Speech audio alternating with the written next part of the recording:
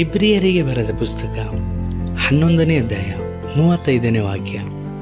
ಕೆಲವರು ತಾವು ಯಾತನೆಯ ಯಂತ್ರಕ್ಕೆ ಕಟ್ಟಲ್ಪಟ್ಟಾಗ ಶ್ರೇಷ್ಠ ಪುನರುತ್ಥಾನವನ್ನು ಹೊಂದುವುದಕ್ಕೋಸ್ಕರ ಬಿಡುಗಡೆ ಬೇಡವೆಂದು ಹೇಳಿ ಮುರಿಸಿಕೊಂಡು ಸತ್ತರು. ಕರ್ತನಲ್ಲಿ ಪ್ರೀತಿಯ ದೇವಜನರೇ, ದೇವರಾಗಿರುವ ಯೇಸು ಕರ್ತನ ಸುವಾರ್ತೆಯ ಭಾರವು ಅಪೊಸ್ತಲನಾದಂಥ ಪೌಲನ ಮೇಲೆ ಬಿದ್ದ ಹಾಗೆಯೇ ನಮ್ಮ ಮೇಲೆಯೂ ಸಹ ಇದೆ. ಇಂದು ಕರ್ತನಿಗಾಗಿ ನಾವು ಜೀವಿಸಿ ಸಾರುವುದಾದರೆ ಮಾತ್ರವಲ್ಲದೆ ಹಿಂಸೆಗಳನ್ನು ಸಹಿಸಿಕೊಳ್ಳುವುದಾದರೆ ಮಾತ್ರವೇ ಆತನಿಗಾಗಿ ಜೀವಿಸಿ ಆತನೊಡನೆ ಆಳಬಹುದು. ಅದಕ್ಕಾಗಿ ನಮ್ಮನ್ನು ನಾವೇ ನಿರಾಕರಿಸಿ ಯೇಸುವನ್ನು ಧರಿಸಿಕೊಂಡು ಆತನಿಗಾಗಿ ಜೀವಿಸಿದರೆ ಮಾತ್ರವೇ ಸಾಧ್ಯ. ಸತ್ಯವೇದದ ವಾಕ್ಯದಲ್ಲಿ ನಾವು ಓದಿಕೊಂಡಂತೆ ನಮ್ಮ ಪೂರ್ವಿಕರು ಕ್ರಿಸ್ತನನ್ನು, ಆತನ ಮರಣ ಮತ್ತು ಪುನರುತ್ಥಾನದ ನಿರೀಕ್ಷೆಯನ್ನು ಎದುರು ನೋಡುತ್ತಿದ್ದರು.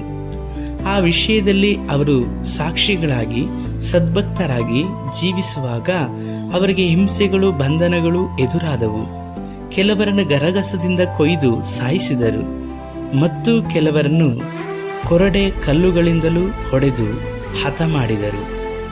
ಇನ್ನು ಅನೇಕರನ್ನು ಯಾತನೆ ಯಂತ್ರಕ್ಕೆ ಕಟ್ಟಿ, ಒಂದು ವೇಳೆ ನೀವು ಬದುಕಬೇಕೆಂಬುದಾಗಿ ಹೇಳುವುದಾದರೆ ಕ್ರಿಸ್ತನನ್ನು ನಿರಾಕರಿಸಿ ಜೀವವನ್ನು ಉಳಿಸಿಕೊಳ್ಳಿರಿ ಎಂದು ಹೇಳಿದಾಗ ಅಂತಹ ಶ್ರೇಷ್ಠವಾದಂಥ ಭಕ್ತರು, ನಾವು ಶ್ರೇಷ್ಠ ಪುನರುತ್ಥಾನಕ್ಕಾಗಿ ನಮ್ಮನ್ನೇ ನಿರಾಕರಿಸಿ ಕರ್ತನಿಗೋಸ್ಕರವಾಗಿ ರಕ್ತಸಾಕ್ಷಿಯಾಗಿ ಸಾಯುತ್ತೇವೆ ಎಂಬುದಾಗಿ ಮರಣಕ್ಕೆ ಒಪ್ಪಿಸಿದರು.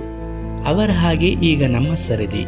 ಅವರಿಗಿಂತ ನಮ್ಮ ವಿಮೋಚನೆಯು ಮತ್ತು ಕರ್ತನ ಬರೋಣವು ಹತ್ತಿರವಾದದ್ದರಿಂದ ನಾವು ಪುನರುತ್ಥಾನಕ್ಕೆ ಸಿದ್ಧಗೊಳ್ಳಬೇಕು. ಇಂದು ಆ ಸ್ಥಿತಿಯಲ್ಲಿ ಸಭೆ ಇದೆಯಾ ಅಥವಾ ನಾನು ನೀವುಗಳಿದ್ದೇವಾ? ಪರಲೋಕದಲ್ಲಿ ಜಾಗವಿಲ್ಲದಿದ್ದರೂ ಪರವಾಗಿಲ್ಲ, ಸತ್ತಾಗ ಉಳಲು ಜಾಗ ಕೊಡುವಂತಹ ಸಭೆಗಳೇ ನಮಗೆ ಬೇಕು ಎಂಬುದಾಗಿ ಕೆಲವರು ಹುಡುಕುತ್ತಿದ್ದಾರೆ. ಮತ್ತು ಕೆಲವರು ತಿಂಗಳಿಗೊಮ್ಮೆ ಮಾತ್ರವೇ ಕರ್ತನ ಮೇಜಿನ ಮೇಲೆ ತಮ್ಮನ್ನು ತಾವು ಪರೀಕ್ಷಿಸಿಕೊಳ್ಳದೆ ನಾಚಿಕೆ ಬಿಟ್ಟು ಮೇಜನ್ನು ಕೈಗಳಲ್ಲಿ ಇಡುವಂಥವರಾಗಿ ಇದ್ದಾರೆ. ಅಂಥವರನ್ನು ನೋಡಿಕೊಂಡು ಸಹ ಪ್ರೋತ್ಸಾಹಿಸುವಂಥ ಸ್ವಾರ್ಥ ಕುರುಬರು ಮಾತ್ರವಲ್ಲದೆ ಕೆಲವು ಉತ್ತಮ ಕುರುಬರು ಸಹ ಅಂತಹ ಕುರಿಗಳನ್ನು ಖಂಡಿಸುವಾಗ ಅವರು ಈ ಸಭೆಯನ್ನು ಬಿಟ್ಟರೆ ಮತ್ತೊಂದು ಸಭೆ ಎಂಬುದಾಗಿ ಹೇಳಿ ಕುರಿಯ ವೇಷವನ್ನು ಹಾಕಿಕೊಂಡು ಟಗರುಗಳಾಗಿ, ತೋಳಗಳಾಗಿ ಅವರು ಜೀವಿಸುತ್ತಿದ್ದಾರೆ. ಇನ್ನು ಕೆಲವು ಸ್ಥಳಗಳಲ್ಲಿ ಗುಂಪುಗಾರಿಕೆಗಳನ್ನು ಮಾಡಿ ಸಭೆಗಳನ್ನು ಹೊಡೆಯುವ, ರಕ್ತ ಮಾಂಸವನ್ನೇ ಆತುಕೊಳ್ಳುವವರು ಸಹ ಇದ್ದಾರೆ.